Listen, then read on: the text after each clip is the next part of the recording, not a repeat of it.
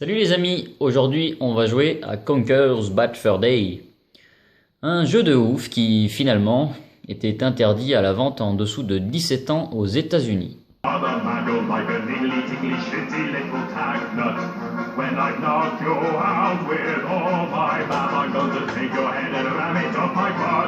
butt. My butt. Your butt. That's right, my butt. My butt. My butt. Donc oui, je disais que ce jeu avait donc été interdit aux moins de 17 ans en Amérique, vous comprenez pourquoi. Et aussi retiré des ventes en France, mais alors ça je sais pas du tout pourquoi.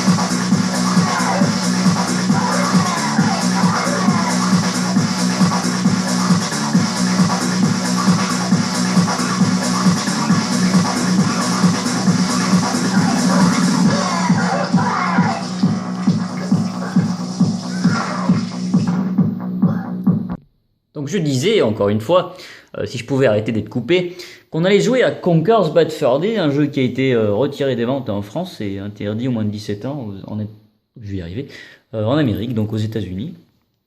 Donc je vais vous montrer un petit peu pourquoi. Donc là déjà, vous voyez la jaquette, enfin la boîte du jeu américain. Regardez bien en bas, Advisory, this game is not for anyone under age 17. Ça veut dire que les Américains, enfin les enfants américains ne pouvaient pas se procurer ce jeu s'ils avaient en dessous de 17 ans. Donc maintenant on va passer à une autre version.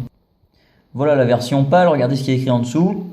Parental Advisory contains explicit humour. Voilà, il y a du contenu explicite. Regardez en bas à droite, pâle version.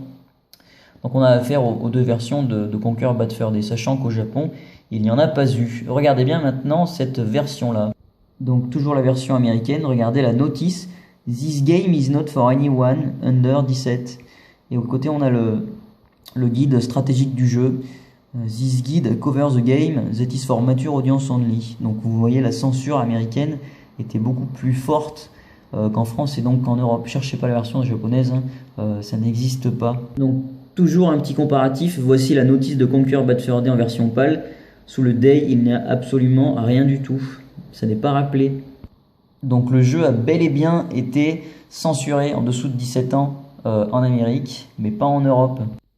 Donc à partir de maintenant, je vais vous faire une petite explication sur le jeu, pour vous expliquer dans quelle ambiance il est sorti, et croyez-moi, ça pue du cul, sans vouloir parler de merde par rapport au boss qu'on vient de faire juste avant, que je vous montrerai tout à l'heure d'ailleurs.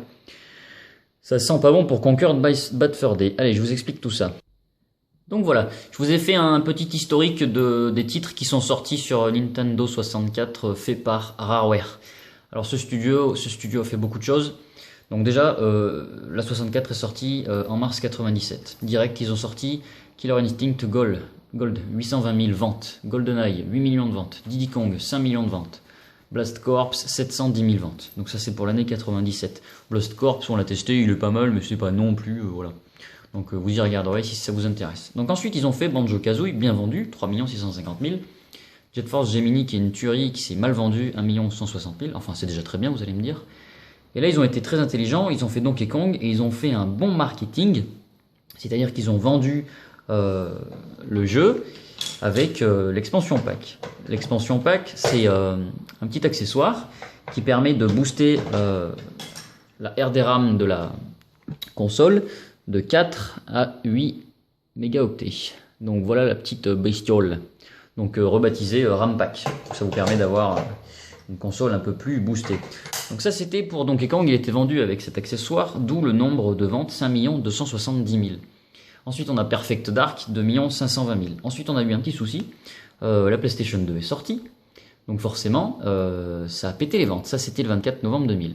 Donc ensuite, vous avez Mickey Speedway USA qui est sorti, 600 000 ventes. Et il avait le même moteur graphique que Diddy Kong. Il s'est très mal vendu parce que la PlayStation 2 venait de sortir.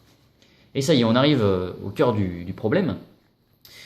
Conquer Bad Fur Day, vendu à 770 000 unités seulement.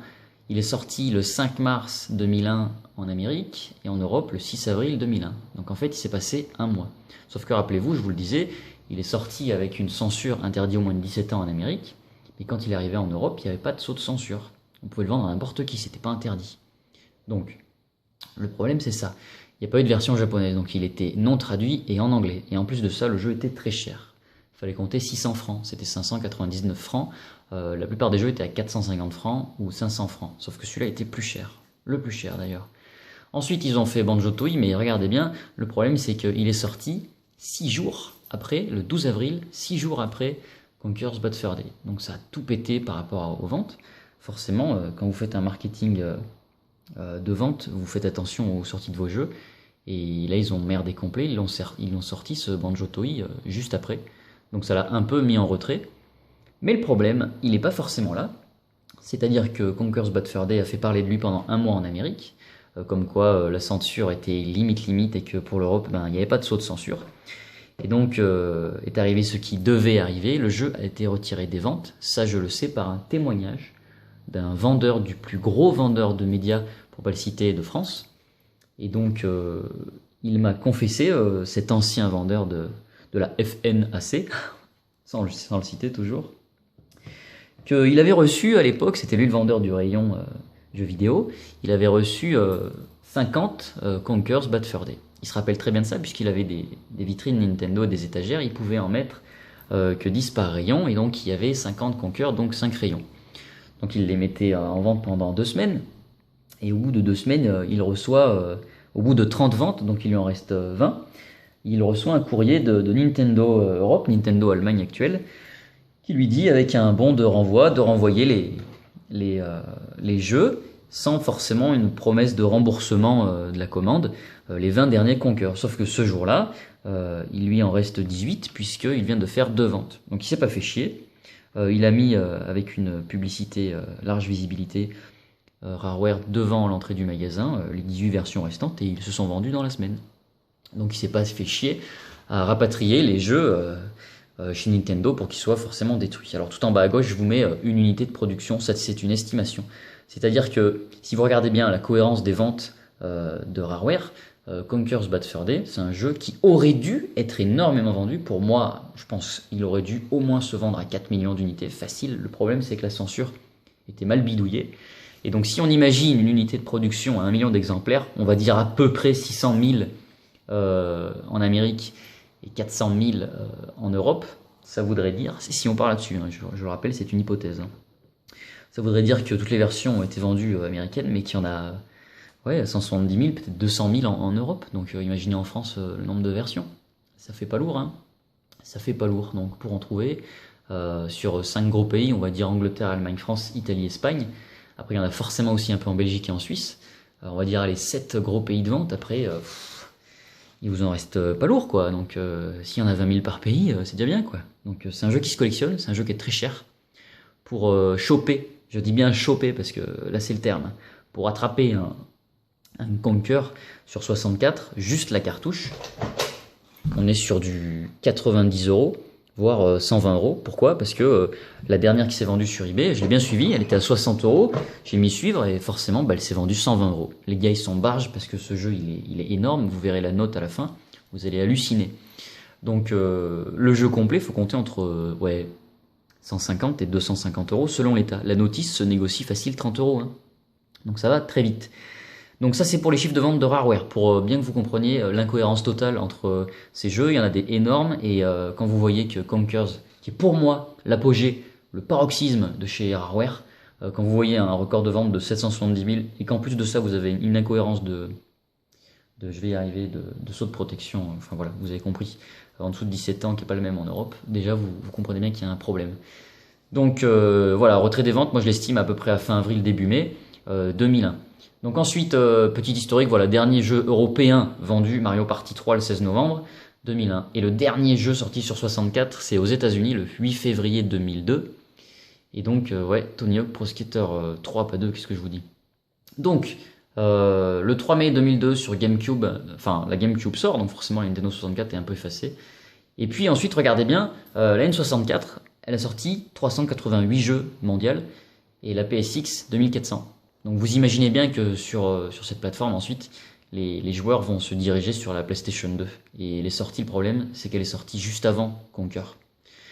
Donc voilà, ça donne pas envie d'acheter des jeux de 64 quand vous voyez que sur PlayStation 2, il y a du lourd qui arrive et ça fait très très mal. Bon, et regardez en bas à droite aussi, c'est important parce que le 11 décembre 2002, je m'en rappelle, hein, j'avais 16 ans et demi, parce que je suis né en 86, si je fais bien le calcul, moi je m'étais procuré Getaway, et lui était sorti avec un sceau, moins de 18 ans, interdit à la vente en dessous de 18 ans. Est-ce que vous comprenez un peu la relation qu'ont eu toutes ces petites affaires maintenant? Et donc si vous prenez les 11 jeux, je termine, j'ai bientôt fini, après on va jouer. Si vous prenez les 11 jeux qu'a fait Rareware, ça vous en fait 29 960 000 vendus. Ça fait une moyenne de 2,7 millions, en comptant pas les deux daubes, hein, c'est pas deux daubes, Blast Corp, c'est Mickey, mais si vous comptez les deux plus petites ventes, quand vous regardez Conker qui est juste au-dessus de Blast Corp, c'est du foutage de gueule, parce que ça n'a rien à voir. Hein. Il aurait pas dû se vendre comme ça, il aurait dû se vendre au moins 5 fois plus. Bon, ben, je crois que je vous ai déjà tout dit, donc ça fait un peu long, je suis désolé, mais il fallait que je vous explique tout ça. Donc, on va jouer à Conker's Bad Fur Day. C'est parti. Allez, c'est parti, on y va. Conker's Bad Fur Day. Un jeu de fou. Un jeu de folie. For mature audience only. Tu m'étonnes. On va mettre un peu de son. Alors, je vais vous laisser beaucoup de passages sans parler. C'est normal, hein, c'est voulu. C'est pour que vous appréciez. Parce que pour moi, ce jeu, je le rappelle, c'est un chef-d'œuvre.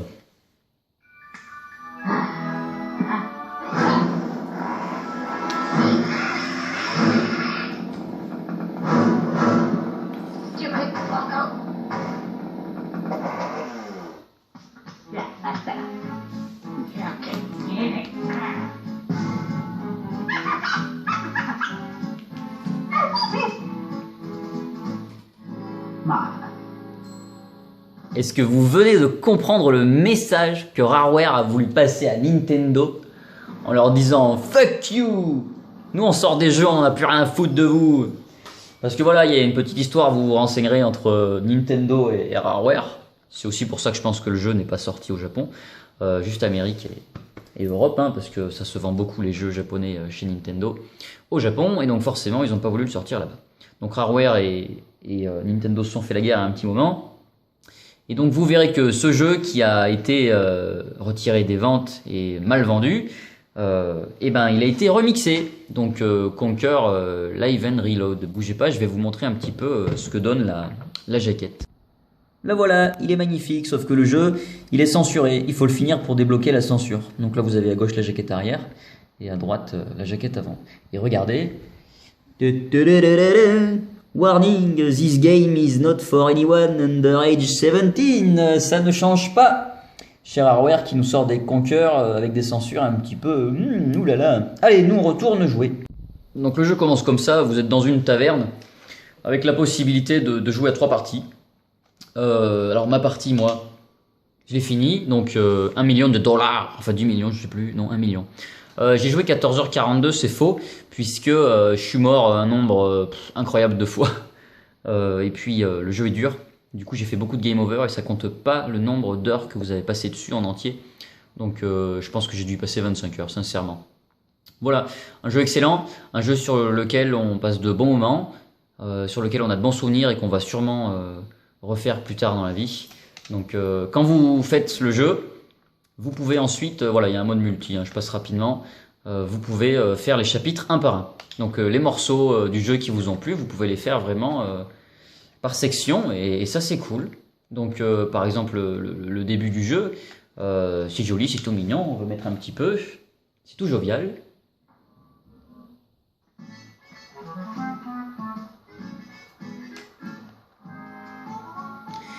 Donc le début du jeu, vous êtes un écureuil qui vient de prendre sa cuite. Alors c'est un petit peu plus tôt, hein. Il décuve, il prend des médicaments.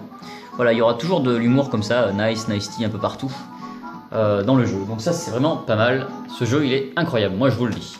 Donc au début c'est tranquille et vous allez vous apercevoir que vous allez bouger dans un monde assez linéaire qui vous oblige à faire des objectifs un petit peu... voilà, c'est obligatoire quoi, et puis vous n'avez pas trop le choix de là où vous avancez. Mais bon, n'empêche que là-dedans il y a du bon, vous avez de bonnes parties sur la fin bien dures qui vont booster la durée de vie puisque vous allez beaucoup perdre. Et puis le jeu vous réserve de sacrées surprises. Bon, qu'est-ce que je vous montre? On peut vous montrer des trucs de fou, hein. Par exemple, je sais pas s'il y en a qui aiment Matrix, mais bon, moi je dis ça, je dis rien, hein. Il est possible que dans le jeu, vous ayez un petit programme qui a été conçu pour vous faire jouer à une certaine partie du film. Ça a l'air sympa d'ailleurs.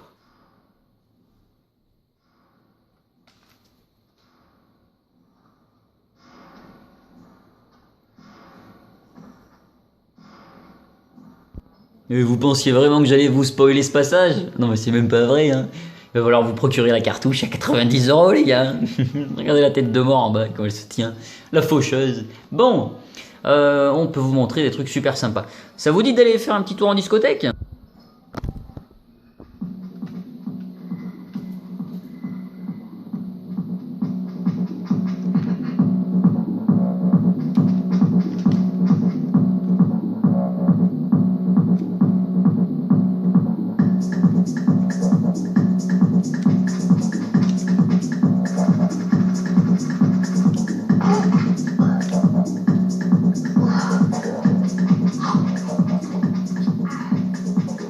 Voilà, comme vous pouvez le constater, il y a des passages du jeu qui sont juste exceptionnels. Et ça, franchement, vous le trouverez dans aucun autre jeu. Donc là, vous êtes dans un niveau où vous devez boire de la bière pour pisser sur des rochers pour ensuite ouvrir des portes. C'est un truc de fou. Regardez-moi ça. Je vous laisse ce passage parce que c'est juste excellent. À consommer sans modération.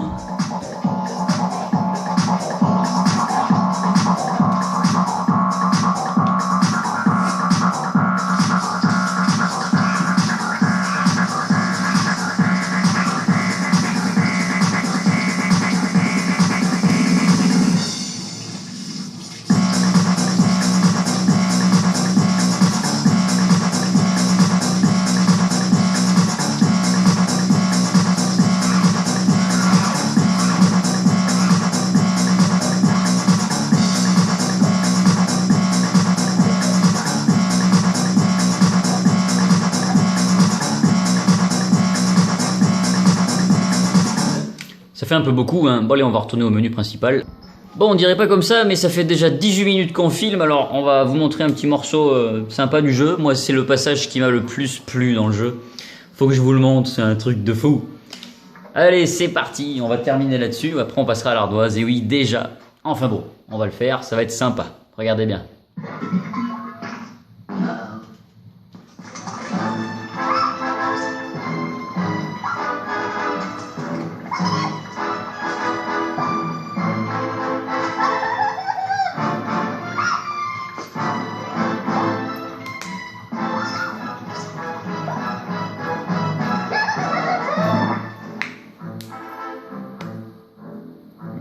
Me.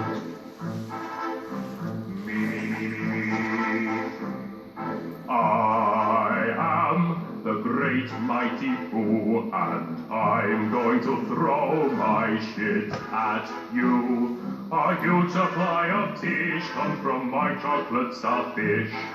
How about some scat, you little twat? Donc là, vous êtes contre un boss de merde, si je puis dire, puisque c'est le cas. C'est un bon vieux gros caca. Et il va falloir lui jeter des PQ dans la gorge. Oh là là, vous imaginez le concept. Moi, franchement, je trouve ça cool, hein. Alors, il mange que du fromage, alors vous imaginez les intestins. Donc, il va falloir se positionner sur le curseur B, là. Attendre le bon moment. Et puis, il faudra le flinguer. Donc, on va faire ça. Youhou!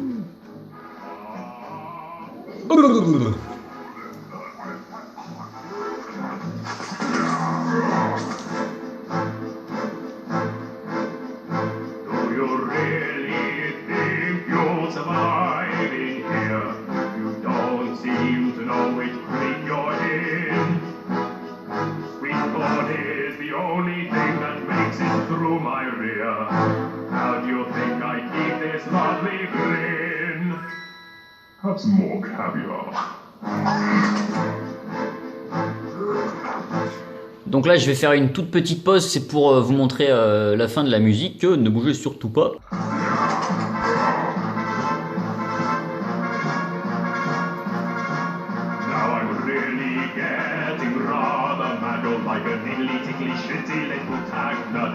When I knock you out with all my bab, I'm going to take your head and ram it up my butt. Your butt. My butt. Your butt. That's right, my butt. Ugh. My butt. My butt. Et comme vous venez de le constater, à la fin, il y a une espèce de vitrine qui se brise. Donc ça veut dire que le boss n'est pas fini et que ça vous réserve encore des surprises. Je ne vous spoil point du tout la fin. Et voilà, on arrive déjà au terme de cette super vidéo qui nous aura bien montré un écureuil super sympathique. Avec un jeu de malade graphiquement qui est magnifique. Avec une durée de vie incroyable, avec un scénario de ouf. Avec tout ce qu'il faut pour vous trouver un bon chef-d'œuvre. Et donc forcément, sur Nintendo 64, s'il y a bien un jeu qu'il faut se procurer, c'est bien celui-là, parce que y a de l'humour partout, c'est le jeu pour moi de la 64 à posséder. Donc là, je vous montre encore un petit dernier passage assez sympathique qui m'a fait beaucoup rire. Ah, who's this guy? If you think you're coming this way, you can think again. Oh, you're a real chum. I just want to get past, please. No, I don't think so. I've only just got comfy. Have you ever sat on a piece of Gothic architecture for 200 years? Gets right up your arse, you know. Thought it was about time to move on to a bridge, say. And I'm not moving now. Isn't it a little bit early in the day to start talking about Gothic architecture? Well, if you care to come a bit closer, we can discuss things of another nature. Ouais. A frying pan. Ah. You stupid little...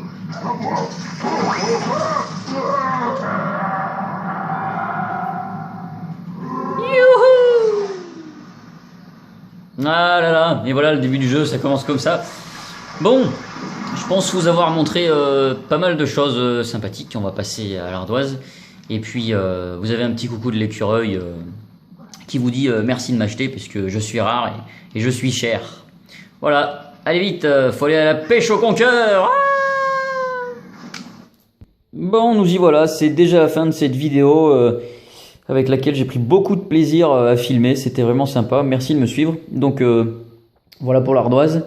Pourquoi cette note? Je me suis pas dit ouais c'est facile, vas-y 20 sur 20. Du tout. C'est très réfléchi avec beaucoup de recul. Je vous explique.